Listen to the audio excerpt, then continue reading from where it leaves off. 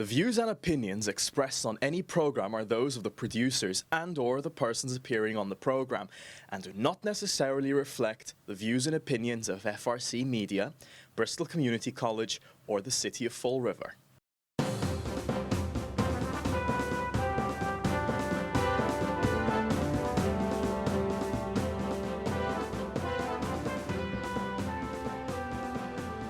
Okay, welcome to Spindle City Straight Talk. I'm Chip. And I'm CJ. And it's Friday in the Rib. Yes, it is. It's Friday in the Rib. It's a special day. It's going to be the long weekend.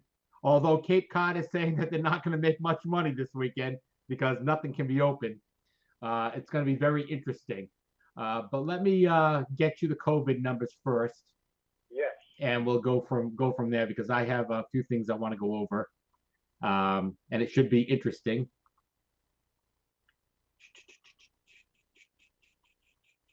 Here we go. Where are my numbers?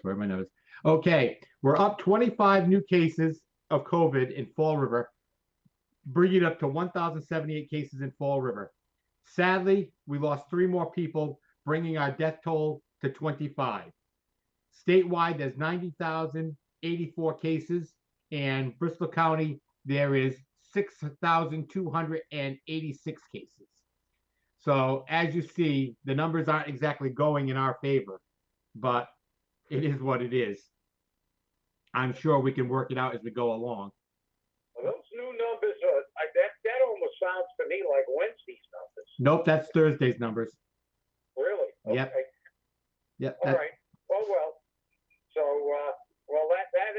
that is it.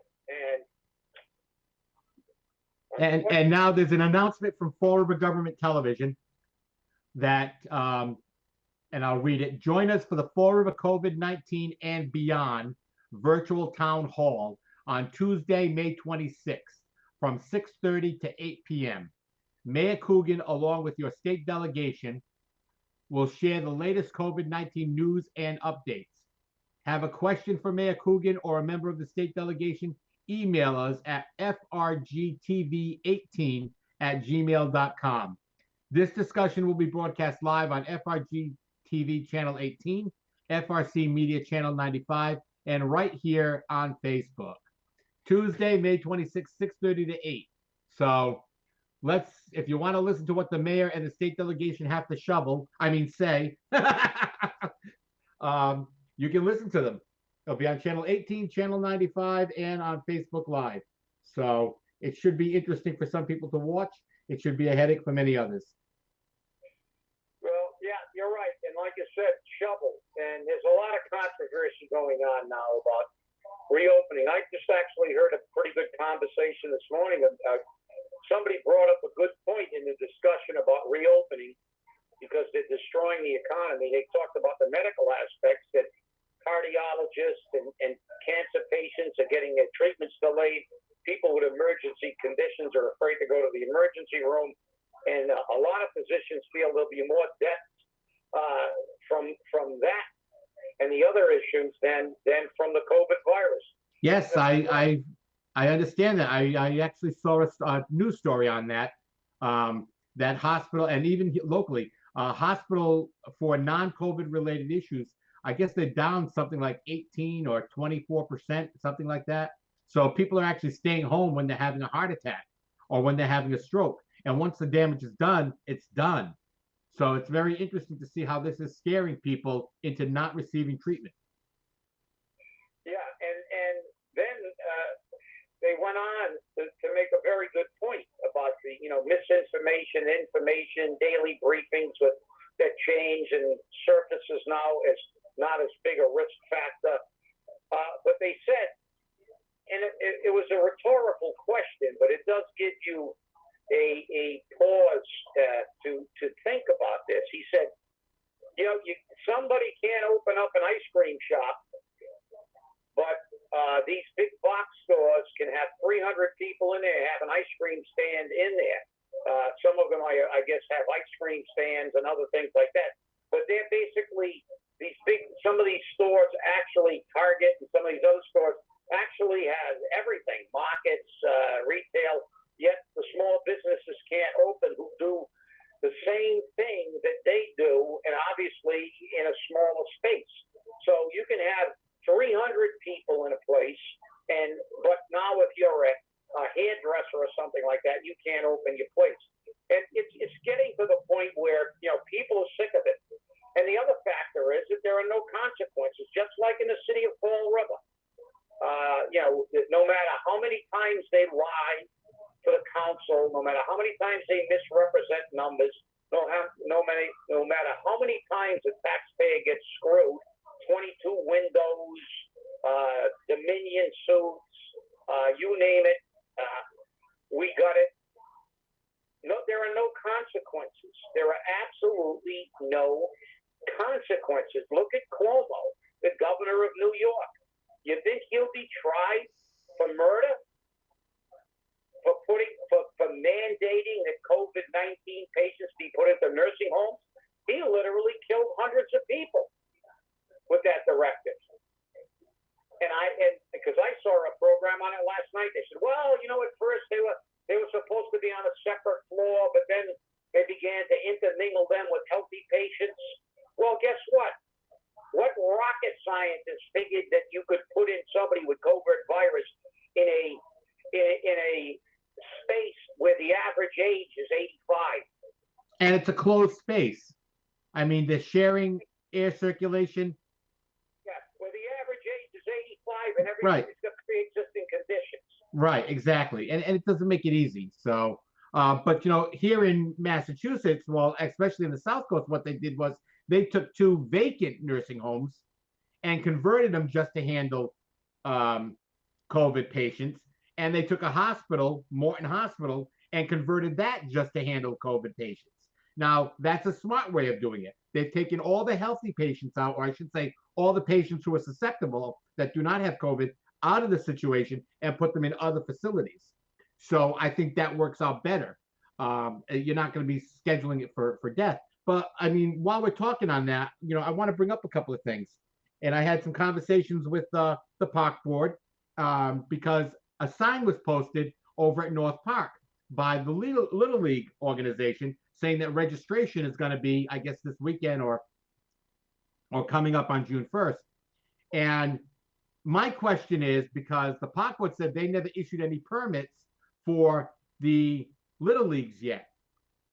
So the only way that would happen is if the Little Leagues got permission from someone, and that must have been the mayor. Or actually, what I was told was it was a woman in the mayor's office, and there's only 2 people there. That's Sarah LaPointe and Ann O'Neill Souza, who gave them permission to start using the field and to start their registration. Meanwhile, the park board hasn't done that. Now, they represent the mayor, so any way you look at it, it was the mayor who did it. Now, under Mass General Law, Chapter 45, the mayor doesn't have authority over the parks. The park board does. And that's something that people have to understand. This mayor has, again, violated the rules because the rules don't seem to apply to him. And he only does that, it seems, when he doesn't want to cause conflict. Just look at the rolling memorial tribute. Look at now the Little League. How many other things are we going to see before we start seeing that these have risky outcomes or poor outcomes? Because again, I'm going to hold him to the fire when it comes to holding those outcomes. It's going to be very interesting to see. And people are saying, "Oh, well, organized sports is important for children." Yes, I agree. Organized sports is important for children. Rhode Island has done away with it. Even our major leaguers have done away with spectators watching the games. How are you going to get parents to stay home and not watch the games? How are you going to keep people 6 feet apart at these parks? There's not enough room. How are you going to close the concession stands down and make sure they're closed? Because they're going to try to open them because that's how they make their money for the year. Because they're having a difficult time holding fundraisers.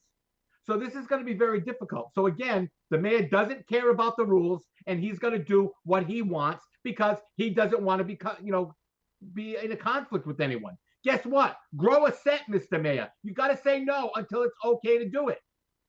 You've got to say no until it's okay to do it. It's not okay right now. If it's okay in the next phase, then we can start looking at what we're going to do. But rules have to be set out on how it's going to happen. Just to do it blindly doesn't mean that it's going to happen properly. A Rehoboth baseball league is doing it properly. They're setting up for when it's supposed to be able to open in, I guess it's the next phase. They're going to keep people 6 feet apart. There will be no concessions. There will be nobody hanging around the fences. There will be no people, a limited number of people in the dugouts. They're doing everything the way they're supposed to. They're following the guidelines. Is this Little League organization going to follow the guidelines? Are they going to tell parents, only one of you can come and you have to stay 6 feet away from everyone else? And if there are too many people, are they going to turn away parents and say, you can't stay, you'll have to come back and pick up your child? That's the big questions that need to be asked, because those are the ones that have to be followed. These are the rules. We all hate rules, and guess what? That's life, but we have to follow the rules. And it's just not right. It's just not right. And that, it's the same thing with this rolling tribute. I saw a picture of somebody putting out the flags, and it was an elected official putting out the flags in St. Patrick's Cemetery. And I made a comment on the picture that I noticed that some people don't have masks and there's no 6 foot distancing in this picture. Do as I say. We lead by example. And the example that our elected officials are demonstrating is that because it's me, it doesn't matter. And that's wrong. Well, good. I like it when you're on your diets, right? That's good. But you're right. And one of the problems that I see is that we have a kind of a sliding scale of how we do things. The reality is, and I understand that the mayor came from the school department and they work together and everything else, but this isn't the school department. This is the city of Fall River, and he is the executive branch. He's not supposed to be going to the council meetings and sitting around and pretending like he's a pseudo counselor. And this teamwork stuff, it's not true. Teamwork means that you work together. But it doesn't mean that you are together. In the military, the military operates as a team. A battle is a coordinated effort between all the individuals, but there's a rank structure. And in order for it to function properly, you have to respect the rank. The general runs the battles. The sergeants run the platoons. And the same on a fire ground. The chief runs the fires. The officers run the elements of the execution of the strategies and the tactics. And this city is supposed to be run by the mayor. He's the executive branch. It's not supposed to be PAL. It's supposed to be checks and balances. The city council has an obligation to be the legislative branch and ensure that the money is being appropriate the money only after they determine it's being appropriated in the best interest of the taxpayer. And they don't do that. They've been trying this con since we had since we began with our first younger than normal mayor, that everybody has to be holding hands and singing Kumbaya. It's not true. This country was built on a Continental Congress that there were a lot of acrimony in that building, a lot of debate, people being called traitors, people saying it should be hung for trying to create a new nation. But that's the process. That's the process. You have to have, everybody's got their own job. You have to remember that you are a separate entity. You get along. And, people used to say that all the time about the union. Well, you guys are adversarial. And we weren't adversarial if the contract was being abided by, because there was nothing to be adversarial about. but they had this concept that we had to be pals. And that's not true. What you need is peaceful coexistence based on mutual respect. You guys don't have to be taking showers together to make this city move forward. As a matter of fact, that doesn't help the city moving forward, because differences of ideas and dialogue is what creates real change. Not everybody marching in lockstep together, because if the guy who's bringing the idea forth is wrong, and everybody else just nods their head because that's what they think they're supposed to do. They're not elected to be sitting in the same room. The mayor proposes, the council disposes, and they dispose on the merit of the plan with always in mind the taxpayer, which hasn't been their priority in decades. No, it's always been wishy-washy positions on everything. While I can't support this, I will give it a vote. While I believe we should have two positions, I'm going to support this one. I mean, it's always a diatribe. It's always two separate positions, and they always vote to not conflict with the mayor, whether it be appointments, fees, taxes. They don't want to conflict. They don't even call out the chief financial officer when her numbers are duplicitous and they don't make sense. When she says one thing here and then another thing here, how can you do that? You've got to be honest about it, and you've got to say, hey, look, you said this last time. Why is it different today? You said this yesterday. Why is it different today? Or worse, you said this a few minutes ago, and now you're saying this. And I've seen that happen a couple of times. You've got to hold their feet to the fire as well. You are elected to represent the people, not the corporation, which means you're not here to represent the business known as the city of Fall River. You're here to represent the people of Fall River, the taxpayer of Fall River. Regardless of the effects that may have on the corporation, you have to represent the people. Like it or not, that's your job. And it's really a shame that we have city councilors that find it more important to play nice with the mayor or play nice with someone else and try to get other people out of jobs and out of positions, and worse yet, to forget who their friends are and start making up stories. This gets to be ridiculous, and it gets to not be what Fall River needs right now.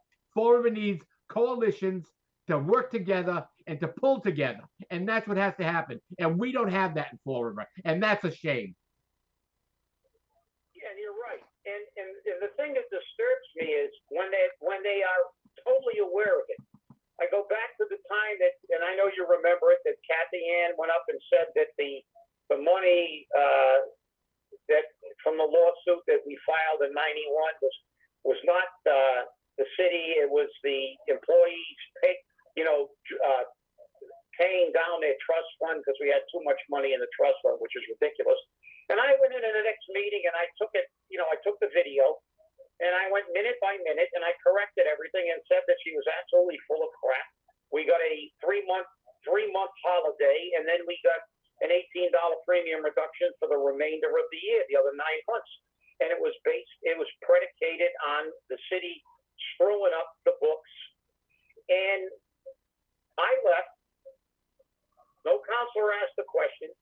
And then Kathy Ann went up to the podium to talk about something else. You think one counselor would have asked her, Mrs. Viveris, why at last month's meeting did you totally misrepresent the issue that Mr. Camara just rectified? Is he wrong?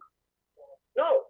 They just, as our friend once said to the other guy, keep your mouth shut, keep your head down, it'll go away.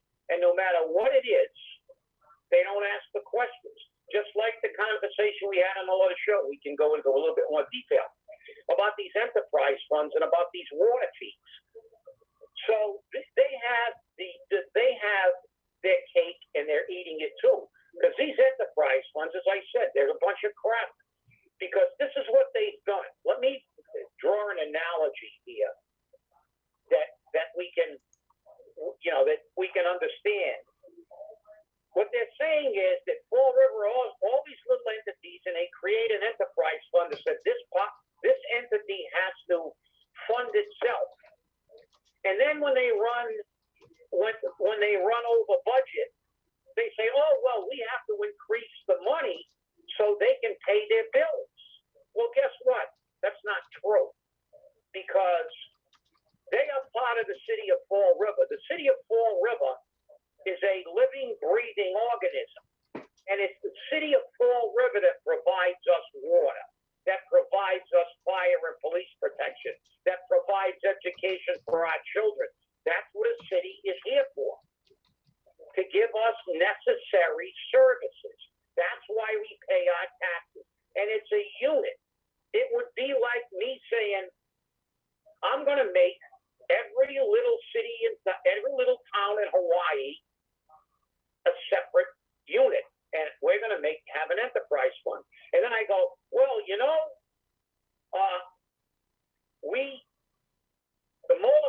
the leper colony at Molokai is out of money. Those lepers are using a lot of medical care, so we have to raise your tax rate in the entire state of Hawaii.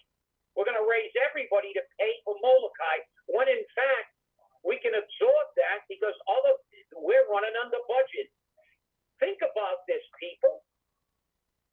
There are departments turning back money every single year. They don't fill positions for whatever reason, or they don't use all their overtime, or they don't something. They're turning money back. Where does it go? Free cash. So do we really need that water rate increase? And we justify it by saying it's an entity? It's not an entity. It's part of the city. The enterprise funds was a scam they created to do stuff like this. Oh, they're running under budget, so we have to raise the fees. Gives them a justification to tax you more.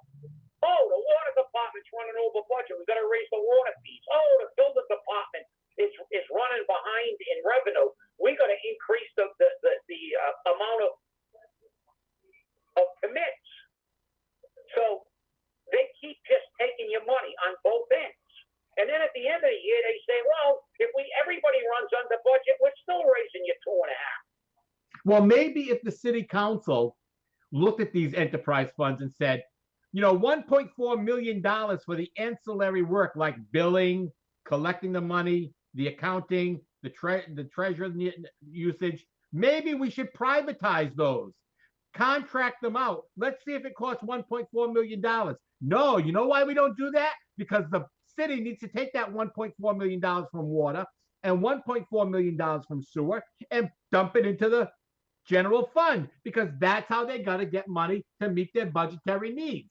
I say privatize the services and see what happens. Maybe we won't have to pay treasurers and city collectors outrageous amounts of money, because guess what? They're not doing anything. We're doing it ourselves. Those departments need to maybe start doing it themselves and start their own billing and handling it themselves. And that might help a little. Well, CJ, it's absurd. That is a bookkeeping scam. You're charging somebody for a service that is incorporated within the city. We have a city treasurer. We have a city auditor. So the city treasurer is in charge of all the funds of the city of Fall River. He doesn't just do the treasurer's office, does he? I don't think so. He's the treasurer for the city of Fall River. Yet we charge the water department for services that we're paying for already. But that's because we can add to their budget, and then when they run over budget because they're being charged for something we're paying for to get done anyway, they can charge us again. So they're double dipping. Enterprise funds should be eliminated. If this city is supposed to be a non-profit organization, they're here to provide services to the taxpayer, not to figure out ways to drain money and continue. We have escalated our budget every year. We have got positions that nobody ever heard of 10 years ago. The mayor had no chief of staff, no special assistant, and we see these. We got a treasurer on the city side, a treasurer on the school side. We've got maintenance on both sides, and there's just so many you can go. Listen, I don't expect these political hacks to do the job. The only way the job will ever get done in this city is for us to make sure that nobody spends more than 2 terms anywhere. Period. Maximum. Like the President of the United States. Because the only way we're ever going to get people who are actually going to work for us is realize that they can't make a career out of being a political hack. I agree. And I'll tell you right now, when you start looking at things like that, you know, how many people know that our sewer department is privatized? The city doesn't do it. It's a private company. But when that private company hires somebody else, they want the city to pay for it. That's your job.